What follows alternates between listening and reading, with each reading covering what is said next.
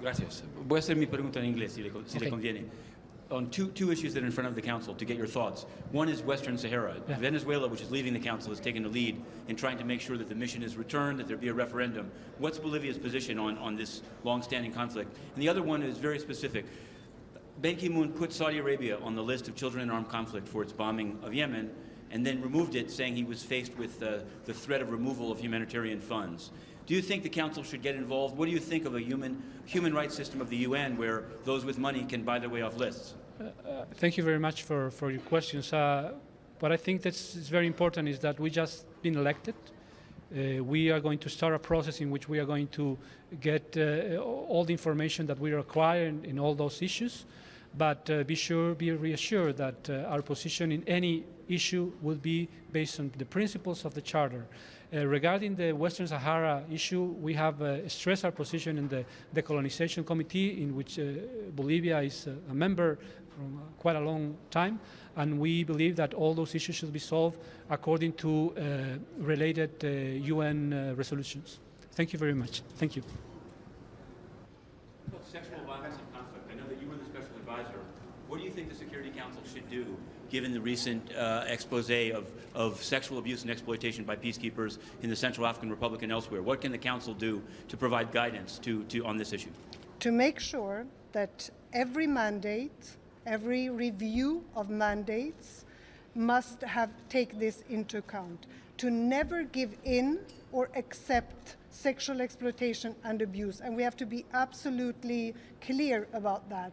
I think we should follow the recommendations, some of the recommendations that have been made, and make sure that they are implemented, and that's the way forward. And we should encourage member states who are troop and police contributing countries to actually also follow up, to make sure that the perpetrators are pursued and put to justice.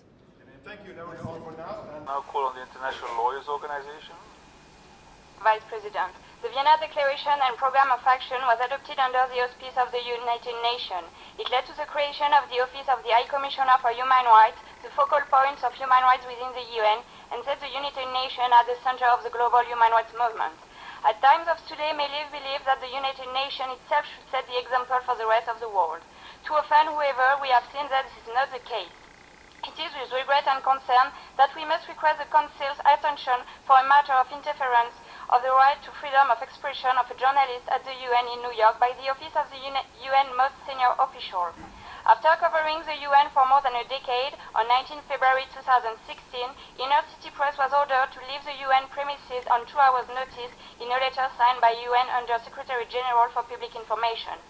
The official reason given was that the journalist covered a private meeting. This meeting was held in the UN press briefing room, to which all press is ordinarily allowed, and the journalist immediately left the room when asked to do so by UN security. Moreover, the apparent harassment of Inner City Press appears to have commenced after it began covering a story concerning corruption linked to the office of the UN Secretary General.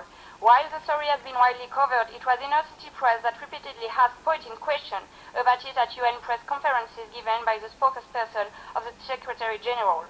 The timing of the first expelling of the Inner City Press journalist from the UN, then the closing of his office at the time the story was being covered, after more than a decade of covering the UN, at best seems suspicious and at worst a blatant interference with the human right to freedom of expression by a body who should know better and set a better example.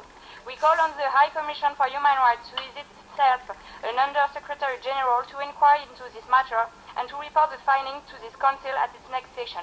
Thank you. Thank you very much.